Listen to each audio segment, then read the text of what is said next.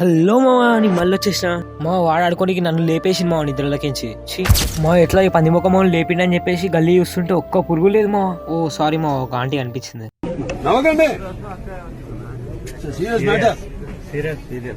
మామ టామీ అని ఇడిచిపెట్టామని మీకు కూడా తెలుసు కదా. అయితే నిన్న నైట్ మా డాడీ టామీ దగ్గరికి వెళ్ళినోడు సైలెంట్ గా ఉండకుండా మా మమ్మీకి ఫోన్ చేసిండు. మా మమ్మీ అయితే ఫుల్ ఎమోషనల్ అయిపోయింది. మళ్ళీ అంత ప్రేమ పెట్టుకుని ఎందుకు ఇచ్చిపెట్టిరని అడగొచ్చు, చెప్తాను. ఫస్ట్ థింగ్ అదైతే కోల్డ్ అని పడుతుంది. మా గలీలో ఉన్న స్ట్రీట్ డాగ్స్ పట్టుకొని వాటికి ఇస్తున్నాయి కోల్డ్లు, అందుకని చెప్పేసి అది తెచ్చుకుంటుంది. ఇక దాన్ని పట్టుకొని మా కుక్కనే పట్టుకుంది అంటారు. ఇప్పుడు సెకండ్ వన్ గురించి మాట్లాడుకుందాం. అది ఊకే పిల్లల్ని పెడుతుంది. మేము దీనికే కష్టంగా ఉన్నా దానికి పెడుతున్నాం. ఇంకా వాటి పిల్లలకి ఇప్పుడంటే పెడతాం, చిన్న ఉంది కాబట్టి. పెద్దగా అయినాక మళ్ళీ ఇంకొకటి మా గల్లీ వాళ్ళతో ప్రాబ్లం. అట్లా అని చెప్పి వాళ్ళేం చెడ్డ వాళ్ళు కాదు, చెప్పేది వినండి. వాళ్ళ ఇంటి ముంగట లేవంగానే బాత్రూమ్ ఉంటుంది, అందుకని చెప్పేసి మా డాగ్సే పోసినాయి అంటున్నారు. అయినా సరే మేమే తీస్తున్నాము. అయినా గల్లీలో మా కుక్కలు ఉండవు కదండి, చాలా కుక్కలు ఉంటాయి, అవి కూడా పోసి ఉంటాయి. అయినా సరే మా మమ్మీ 2 years నుంచి తీసేస్తుంది. ఇదేం కొత్తగా కాదు, 2 years నుంచి బాధపడుతున్నాం టామీ దొరికిన కాడికించి. అందుకని చెప్పేసి ఇడిచిపెట్టేసాం. మంచి ప్లేస్ లోనే ఇడిచిపెట్టినాం, ఏం టెన్షన్ తీసుకోకండి. అయినా సరే దానికి అన్నం దొరుకుతుందో అని భయంతో డైలీ వెళ్ళి అన్నం పెడుతున్నాం. ఇదనమాట టామీని ఇడిచిపెట్టడానికి కారణం. సరేలేండి, మీరు అర్థం చేసుకుంటారు అనుకుంటున్నాం. ఓకే గైస్, ఈ రోజుకైతే ఇదే వీడియో అనమాట. Bye bye.